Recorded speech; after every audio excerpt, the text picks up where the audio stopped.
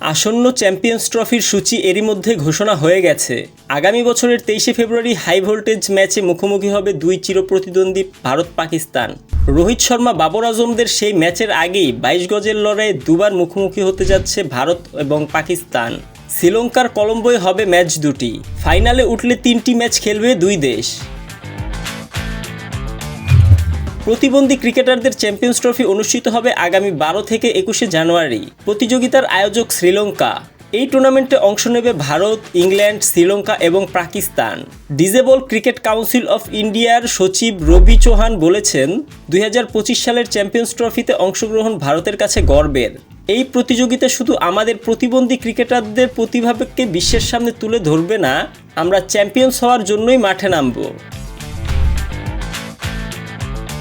টুর্নামেন্টটির উদ্বোধনী দিন তথা আগামী 12ই জানুয়ারি পাকিস্তানের মুখোমুখি হবে ভারত। এরপর আবারও 16ই জানুয়ারি দুই চিরপ্রতিদ্বন্দ্বী দেশের লড়াই। প্রতিযোগিতার ফাইনাল হওয়ার কথা রয়েছে 21শে জানুয়ারি। প্রসঙ্গত, আগামী বছরের 19শে ফেব্রুয়ারি চ্যাম্পিয়ন্স ট্রফির উদ্বোধনী ম্যাচে নিউজিল্যান্ডের মুখোমুখি হবে আয়োজক পাকিস্তান। ম্যাচটি হবে করাচিতে। এছাড়া চিরপ্রতিদ্বন্দ্বী দুই দেশ ভারত পাকিস্তানের মধ্যকার হাই ভোল্টেজ ম্যাচটি মাঠে গড়াবে আগামী 23শে ফেব্রুয়ারি। এই ম্যাচটি হবে নিরপেক্ষ ভেন্যু দুবাইয়ে।